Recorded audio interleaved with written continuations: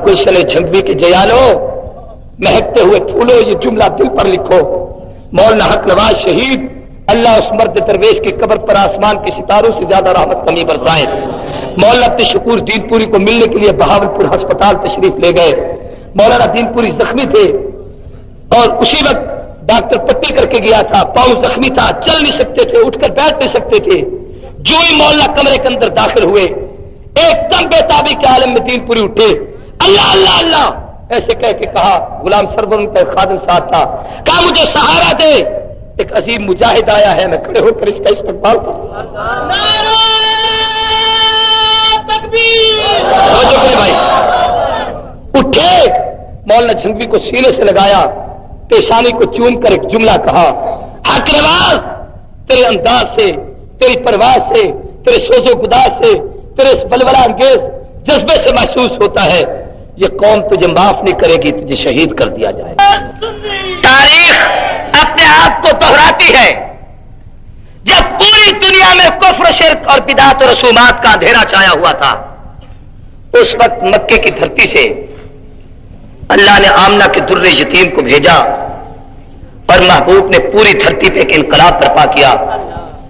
और पैगंबर इस्लाम ने जो मेहनत की, उसकी आप वसअत को देखें तो 1,45,000 सहाबा पैदा हुए।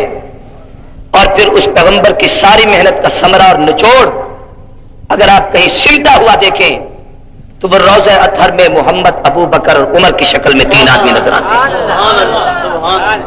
फिर बड़े सगीर की तारीख में जब अंग्रेज का कुफ्र जोरों पर था, फिर एक तहरीक देवबंद की सरजमीन से उठी, उसने भी अपना एक दौर दिखाया।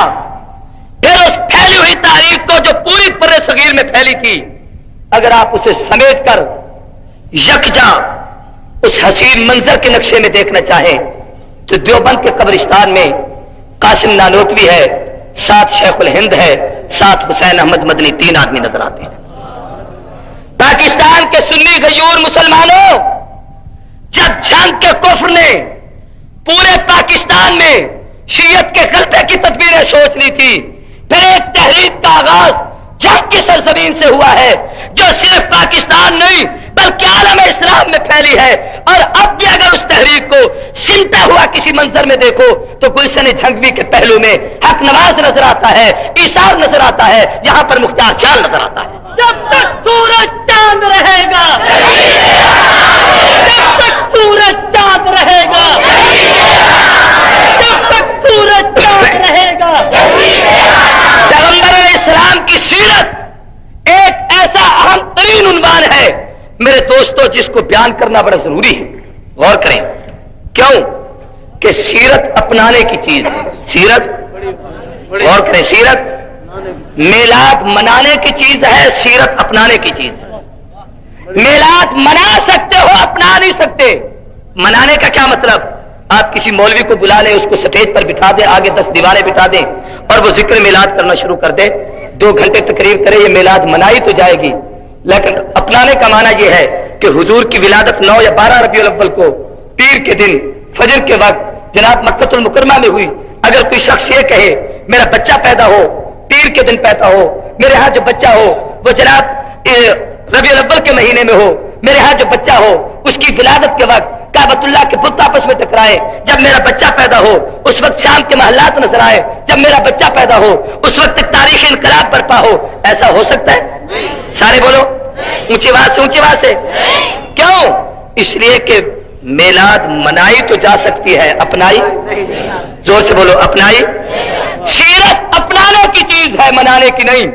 सीरत अपनाने की चीज है, किरदार अपनाने की चीज है। आप पूछे मौलाना अब्दुल गफूर जंगवी साहब, पैगंबर की सीरत पानी पीने के मुतालिक क्या है?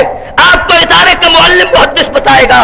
दाएं हाथ में गिलास पकड़ना, बैठकर पानी पीना, 3 सांस में पानी पीना, बिस्मिल्लाह पढ़ना, सर ढककर पीना, पानी को देखना कि इसमें कोई जरासीम कीड़ा ऐसी चीज ना हो जो तेरे पेट में जाकर बीमारी का सबब बने। आखिर में अल्लाह का शुक्र अदा करना, ये पैगंबर की सीरत है। तो सीरत अपनाई जाती है या मनाई? सारे बोलो, सारे बोलो। देखें, मुश्किल अपनाना है, मनाना नहीं। मुश्किल अपनाना मुश्किल है, मनाना आसान है। یہ اپنانا ہے کہ ہاتھوں میں ہتھ کڑیاں پہن لو. یہ سیرت اپنانا ہے کہ جلا وطنی 21 سال تک عبید اللہ سندھی نے جلا وطنی کا دور گزارا ہے. امام انقلاب مولانا عبید اللہ سندھی رحمت اللہ علیہ. یہ سیرت اپنانا ہے کہ کالا پانی میں مالٹا کی جیلوں میں جا کر اپنی زندگی صرف کرو, اور صرف صرف ہی نہیں کی, اور مالٹا کی جیل میں بیٹھ کر اللہ کے قرآن کی وہ تفسیر لکھی جس کا حاشیہ شیخ الاسلام علامہ شبیر احمد عثمانی نے لکھا. اللہ نے جس کو یہ اعزاز عطا کیا کہ سعودی عرب نے اسے شائع کر کے پوری دنیا میں تقسیم کیا. رزیلا قسمت الجبار فینا لنا علم بل الجہال مالو لأن المال يفني عن قریب بل علم باقی لا یزالو. اللہ تیری تقسیم پہ راضی ہے. ایک وہ شیخ الہند ہے جس کا ترجمہ پوری دنیا میں تقسیم ہو رہا ہے. ایک وہ صاحب ہے جس کے مولوی کا بھی داخلہ بند ہے, اس کے ترجمے کا بھی داخلہ بند. دیکھو بات سمجھ آ رہی ہے. محمود الحسن پر ایک بات یاد آ گئی, چونکہ جامعہ محمودیہ ہے. جامعہ اس کی ایک نسبت نہیں, پتہ نہیں کتنی نسبتیں مولانا حق نواز نے ذہن میں رکھ کر اس کا نام رکھا تھا.